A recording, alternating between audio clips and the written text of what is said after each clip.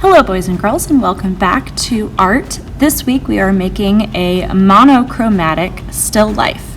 So monochromatic means mono, one, and chromatic color. So you're using one color, and it's very similar to value because we're using the lights and darks of that color.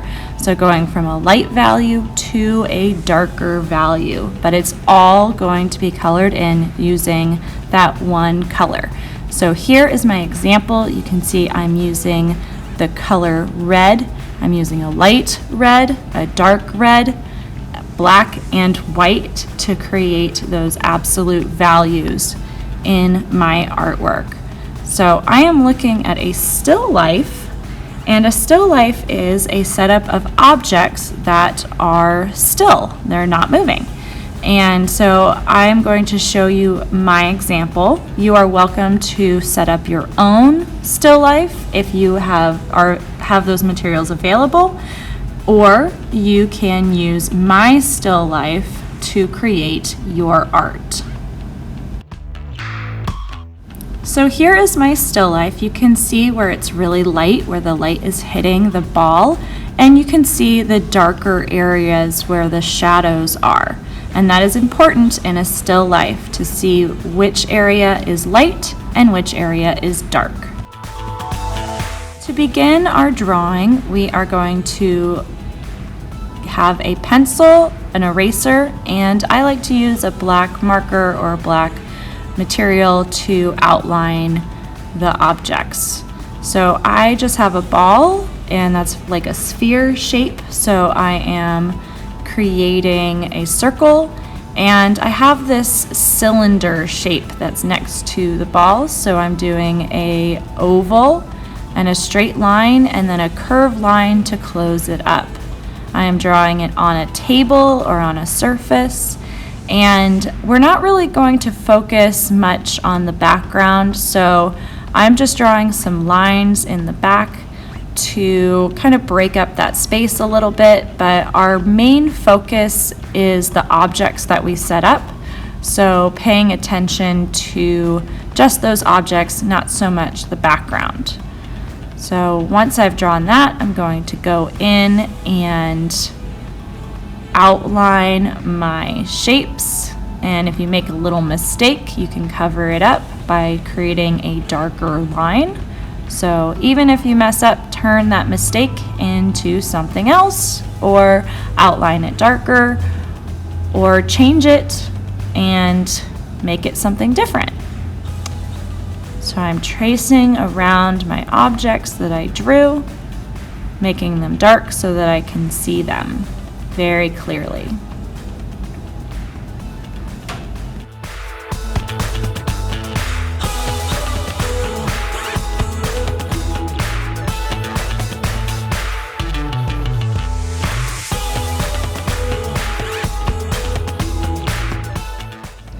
So now that I've outlined my objects and my background, I'm going to section off the different shades and tints. And I'm doing a curved line since the objects are three-dimensional. So I'm looking and I'm seeing that white spot where the light is hitting it, and then I'm seeing that it's getting lighter and then darker as it goes away from the light. So it's really important to section off where the light is hitting it and the different shades and tints that are created. So once I've outlined my objects, I'm going to decorate the background. That's the space around the objects. We're not focusing on the background. We're not doing exactly what we see behind the objects.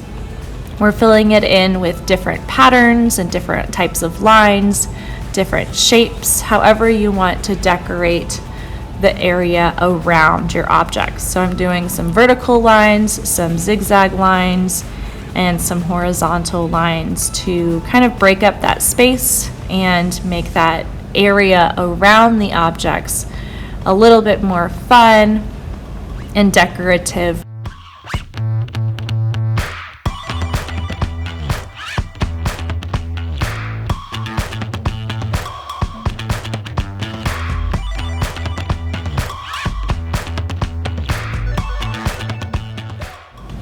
So now is the monochromatic part, and you are going to choose any color that you want to color in your still life, but you're only choosing one color. So my color is red. I did a lighter red, a darker red, and I also added white and black as the absolute values for that color. So as long as you have a color pencil or a crayon or even paint, you can add a little bit more paint or go darker with your marker or crayon or color pencil to make it look like a shade of that color, or press very lightly with that color to make it lighter. So if you only have one color, you can still create that value of that monochromatic color scheme.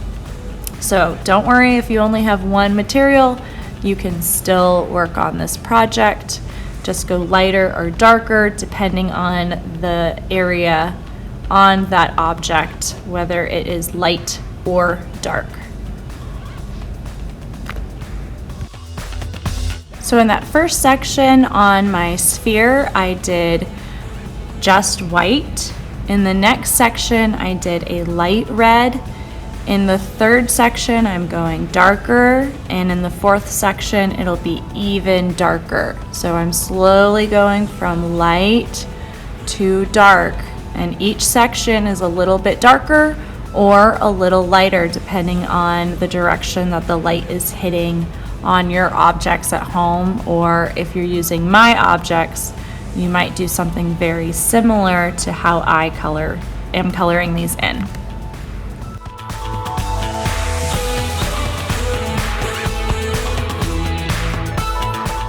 So here's our first object, and you can see it goes from light to dark. Our next object is being covered by our first object, so it's going to start out dark, and maybe it'll go darker or maybe it'll go lighter depending on where the light is hitting it.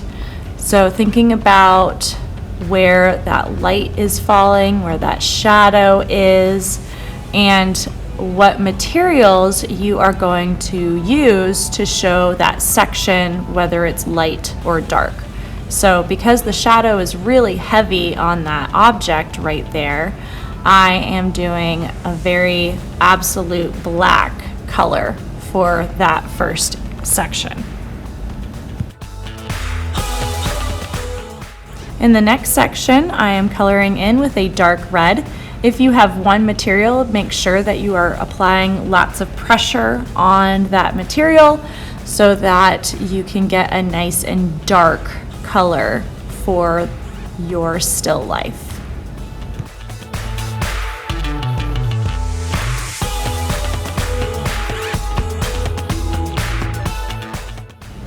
In the next section, I'm just using a normal red color. That would be the color red or the hue of red. And in the last section, I'm doing a light red. So I can see that there's it goes a little lighter as it gets to the end of that cylinder. And the top has a little light hitting it, so I'm using a lighter color of red. The bottom, I see lots of shadows, so I'm going to create these different sections where there is the shadow falling on it and it's getting a little darker or a little lighter on the next section and a little lighter on the outer section. So kind of going from darker to lighter and lighter as we begin coloring in the table for our still life. And I'm applying a little bit more pressure or going back over that area to make it a little darker because it is a shadow that is being cast down onto the table in that area. And then it's going a little lighter because the shadow's not hitting this area or this space.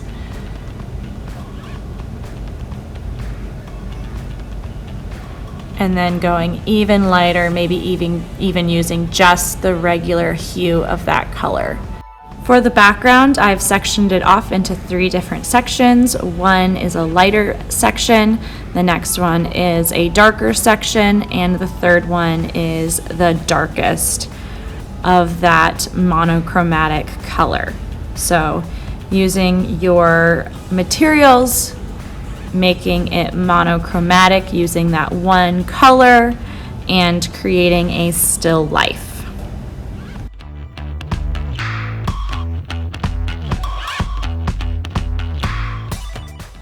All right, boys and girls, and that is it for our project. We created a monochromatic, a one color still life, and the background we did details and patterns, and we looked at our still life to see where the shadows fall or are cast on the ground between those objects.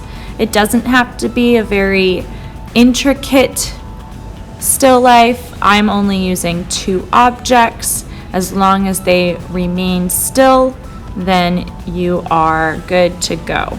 So I hope that you enjoy creating your still life using your monochromatic colors, making sure that you're going from light to dark or dark to light, and paying attention and observing where the shadows are on those still lifes and where the light is hitting your still life. Thank you so much.